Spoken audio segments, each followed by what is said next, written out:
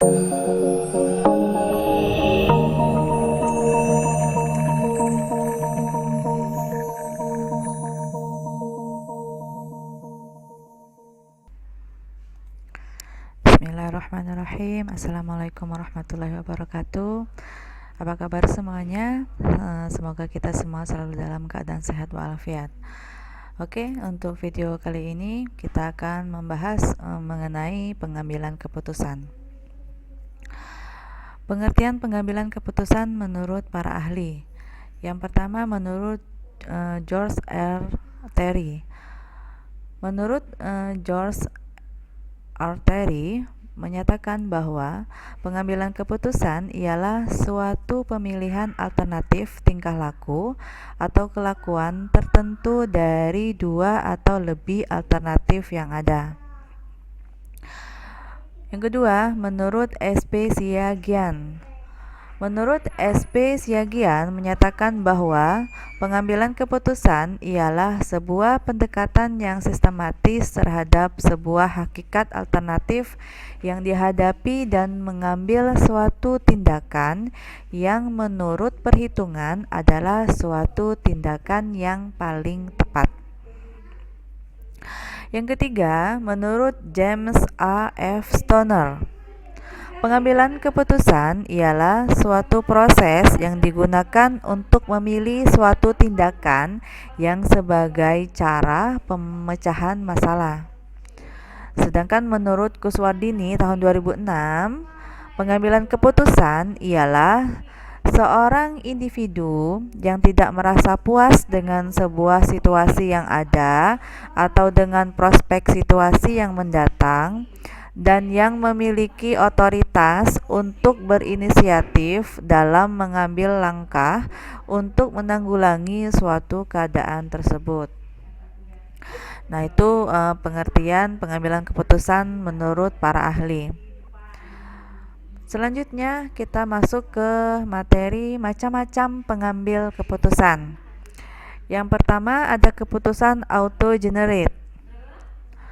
Pada keputusan auto-generate ini, keputusannya diambil dengan cepat dan kurang mempertimbangkan data, informasi, fakta, dan pada lapangan keputusannya. Yang kedua, keputusan indus. Keputusan indus ini diambil dengan berdasarkan scientific management atau manajemen ilmiah, yang sehingga keputusan itu logis, ideal, rasional untuk dilaksanakan, dan risikonya relatif kecil dalam proses pengambilan keputusan lebih lambat. Tujuan pengambilan keputusan. Tujuannya pertama bersifat tunggal, yaitu terjadi apabila dalam keputusan yang dihasilkan hanya menyangkut satu masalah, yang artinya bahwa sekali diputuskan tidak ada kaitannya dengan masalah lain, jadi hanya menyangkut masalah tersebut saja. Yang kedua, tujuannya bersifat ganda, artinya terjadi jika keputusan yang dihasilkan itu menyangkut lebih dari satu masalah, yang artinya keputusan yang diambil itu sekaligus memecahkan dua atau lebih masalah yang sifatnya kontradiktif atau yang sifatnya tidak kontradiktif. Jadi masalah yang satu berhubungan dengan masalah yang lain. Selanjutnya, langkah-langkah analisis masalah. Pengambilan keputusan atau decision making adalah melakukan penilaian dan menjatuhkan pilihan. Langkah-langkah dalam analisis masalah. Yang pertama, menentukan tujuan, yaitu menentukan target lebih dahulu tanpa mencampur adukan apa yang ingin dicapai dan apa yang ingin dilakukan. Yang kedua,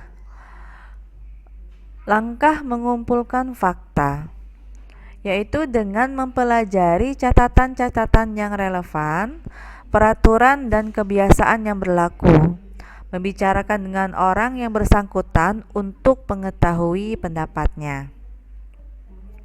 Langkah yang ketiga yaitu mempertimbangkan fakta dan tentukan tindak lanjut yang harus diambil dengan menghubungkan fakta yang satu dengan yang lain. Yang keempat, mengambil tindakan dengan mempertimbangkan siapa pengambil keputusannya, siapa yang diberi informasi, dan menentukan waktu melaksanakan tindakan. Dan langkah yang kelima yaitu periksa hasil pelaksanaannya untuk mengetahui apakah tujuan tercapai dan pelajari perubahan sikap dan hubungan antar satu pihak dan pihak lainnya. Materi selanjutnya yaitu proses pengambilan keputusan. Ada 5 proses atau 5 tahap yang akan ditempuh. Yang pertama, merumuskan problem yang dihadapi atau masalah yang dihadapi. Rumuskan masalah-masalahnya. Terus yang kedua, menganalisa problem. Jadi setelah dirumuskan, dianalisa masalah-masalah yang dihadapi. Yang ketiga, menetapkan sejumlah alternatif. Jadi dari masalah-masalah tersebut, tentukan alternatif-alternatifnya. Langkah yang keempat yaitu mengevaluasi alternatif. Jadi dari beberapa alternatif itu dievaluasi satu persatu. Dan tahap yang kelima yaitu memilih alternatif keputusan. Nah, setelah dievaluasi satu persatu alternatifnya, lalu dipilih keputusan mana yang dianggap bisa membantu si pengambil keputusan untuk menghadapi masalah tersebut.